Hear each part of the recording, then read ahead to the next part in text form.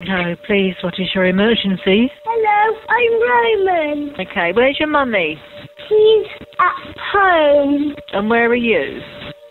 At home as well. Can you do me a favour? Can you go and get mummy? We can't, she said. You said mummy was there. What do you mean she said?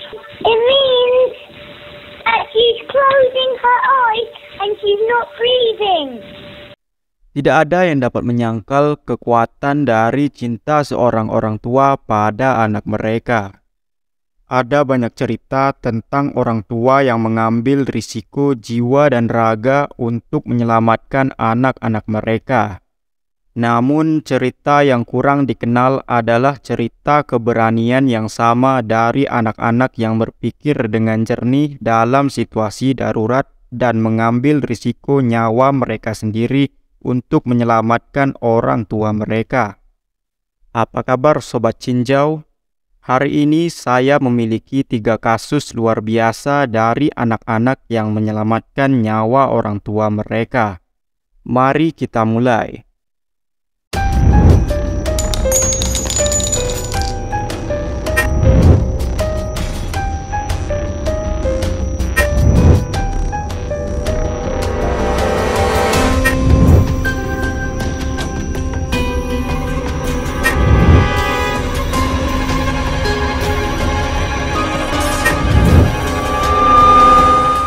Banyak orang menonaktifkan Siri pada iPhone mereka karena terkadang asisten suara tersebut dapat mengganggu pada waktu yang tidak tepat. Atau terkadang ia salah mengerti perintah suara Anda. Namun, kasus pertama hari ini mungkin akan meyakinkan Anda tentang betapa bergunanya Siri dan mungkin dapat menyelamatkan nyawa. Ini adalah Siri yang datang untuk membantu seorang bocah 4 tahun di Inggris yang sedang cemas namun berpikir cepat. Pada tanggal 7 Maret 2017, Roman yang berusia 4 tahun berada di rumah bersama ibunya, saudara kembarnya, dan saudara lelaki yang lebih muda ketika bencana terjadi. Roman menemukan ibunya tergeletak tanpa gerakan dan tidak sadarkan diri di lantai rumah mereka di distrik Kenley, Croydon. Saat ini, bahkan ketika masih sangat muda, banyak anak sepertinya sudah sangat familiar dengan sebagian besar aspek smartphone. Bahkan terkadang mereka lebih mengetahui daripada orang dewasa. Ketika Roman melihat iPhone ibunya di dekat tempat dia tergeletak tak sadarkan diri, dia tahu itu bisa membantunya. Tapi ada satu masalah. Seperti banyak orang tua yang bertanggung jawab, ibu Roman telah mengunci ponselnya untuk mencegah anak-anaknya mengaksesnya tanpa izin. Oleh karena itu, Roman kesulitan untuk meminta bantuan. Namun, dengan cepat ia menyadari bahwa untuk menggunakan ponsel, ia memerlukan sidik jari ibunya. Roman mengambil tangan ibunya yang tidak sadarkan diri dan menekan jari telunjuknya ke tombol ponsel untuk memanggil Siri. Kemudian ia meminta bantuan pada Siri. Asisten virtual tersebut menelpon nomor 999 untuk anak berusia 4 tahun itu. Di Inggris, layanan darurat mereka dihubungi dengan nomor 999, berbeda dengan di Amerika Utara yang menggunakan 911. Panggilan mencekam Roman ke nomor 99 saat itu direkam, dan Anda dapat mendengar ketakutan dalam suaranya sendiri. No, please, what is your emergency? Hello, I'm Roman. Okay, where's your mummy? She's at home. And where are you? At home as well. Can you do me a favour? Can you go and get mummy? We can't, she said. You said mummy was there. What do you mean she said? It means that she's closing her eyes and she's not breathing. Karena ibunya menutup mata dan dia tidak bisa memastikan apakah ibunya sedang bernapas, awalnya dia memberitahu operator bahwa ibunya sudah meninggal. Right, so do you know where you live? Road 20 Can you go to your mummy and shake her for me? She's not waking up. Give her a good shake. Shout out, Mummy. Mummy! It didn't work. Are you in Kenley? Yes, Kenley. What's your name? Roman. Berkat kemampuan Roman untuk berbicara dengan operator darurat, baik polisi maupun paramedis dikirim ke rumahnya dalam waktu 13 menit setelah ia menelpon. Menit berharga tersebut mungkin saja hilang jika dia tidak bisa menggunakan Siri untuk menghubungi layanan darurat. Namun hal itu membuat perbedaan besar ketika ibunya dapat menerima pertolongan pertama yang menyelamatkan nyawanya. Kemudian, ibunya segera dibawa ke rumah sakit, di mana ia sadar kembali dan sembuh. Akhirnya dia dapat pulang ke rumah dengan anak-anaknya. Reaksi cepat Roman untuk mencari bantuan tanpa ragu telah menyelamatkan nyawa ibunya. Berbicara tentang kasus ini, Kepala Polisi Metropolitan mendorong orang tua dengan anak kecil, bahkan sekecil Roman yang berusia 4 tahun, untuk mengajarkan mereka menghafal alamat rumah dan cara bereaksi dalam keadaan darurat seperti ini. Mengatakan, seperti yang ditunjukkan oleh kasus ini dengan sangat menyentuh hati, itu bisa menjadi perbedaan antara hidup dan mati. Kasus berikut yang saya siapkan untuk Anda menekankan betapa pentingnya mengajarkan siswa sekolah dasar aspek-aspek keselamatan. Apa yang mungkin sedikit dari kita sadari adalah betapa efektifnya pelajaran itu di saat-saat genting. Angelica Riggins berusia 5 tahun dari Tulsa, Oklahoma, menghadiri sebuah pertemuan keselamatan di sekolah dasarnya Celia Clinton Elementary School. Tidak ada yang tahu bahwa informasi yang diberikan kepadanya di sini tidak hanya akan menyelamatkan hidupnya sendiri, tetapi juga ayahnya. Pada bulan Januari 2009, Angelica terbangun di tengah malam dan menemukan rumahnya penuh dengan asap yang mengganjal dan rumahnya terbakar. Angelica kemudian menggambarkan bau seperti ada yang terbakar. Bukannya panik seperti kebanyakan orang, gadis kecil yang berpikir cepat ini mengingat kunjungan Departemen Pemadam Kebakaran ke sekolah dasarnya, termasuk anjing Dalmatian. Sparkle adalah anjing pemadam kebakaran. Angelica secara khusus mengingat apa yang harus dilakukannya dalam situasi ini. Sparkle sendiri telah menunjukkan kepada para siswa bagaimana cara merangkak rendah dan menghindari asap saat terjadi kebakaran. Angelica keluar dari tempat tidurnya dan merangkak di bawah asap, dengan aman melewati rumahnya. Dia menemukan ayahnya, tetapi ketika dia mencoba membangunkannya, ayahnya tidak bangun. Angelica tahu dia harus meminta bantuan, karena api semakin merambat.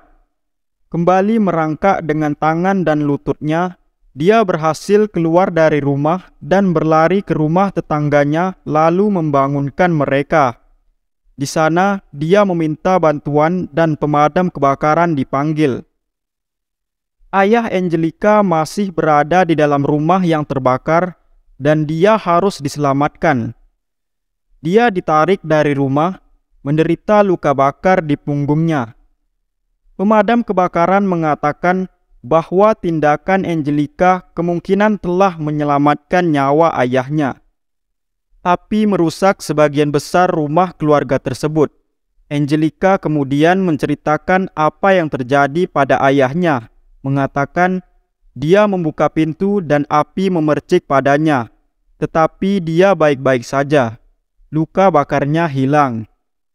Yang mungkin paling mengejutkan dalam kasus ini adalah kemampuan Angelica yang masih muda untuk tetap tenang dan berpikir jernih ketika dia bangun dan menemukan rumahnya terbakar. Beberapa orang dewasa dapat mengatakan bahwa mereka akan dapat tetap tenang seperti yang dilakukannya. Ketika ditanya apa yang dia pikirkan ketika dia bangun malam itu dan melihat kamarnya penuh asap, Angelica menjawab, Itu berarti kamu harus merangkak keluar rumah ke tempat yang aman. Persis seperti yang diajarkan ketika Sparkles dan Departemen Pemadam Kebakaran mengunjungi sekolahnya.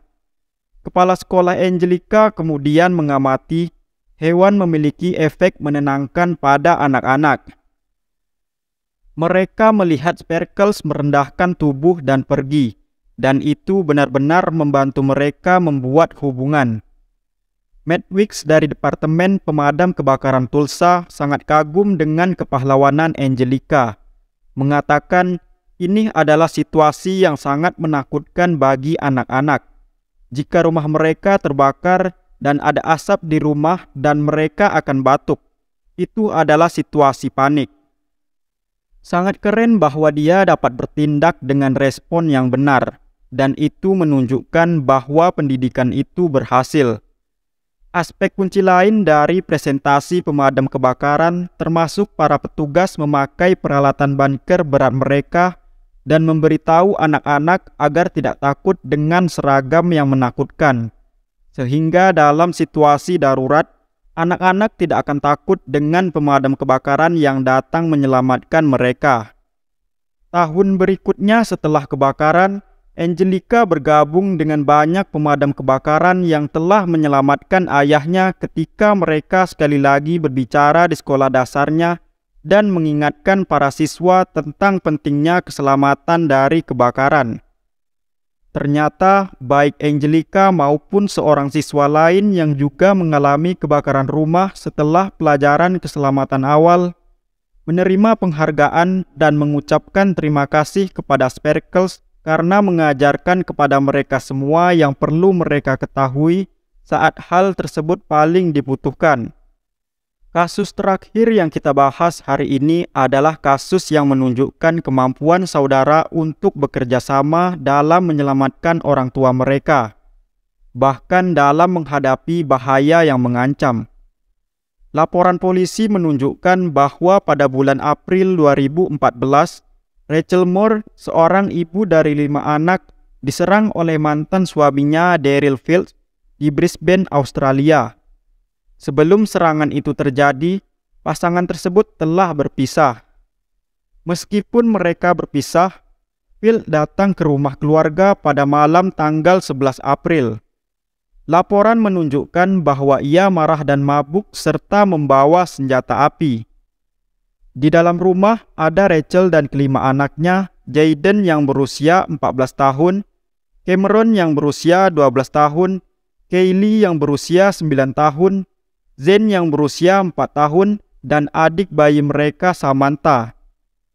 Terkejut dengan kedatangan Phil yang tak terduga malam itu, semua anak-anak bersembunyi di kamar tidur, sementara Rachel pergi untuk melihat apa yang sedang terjadi.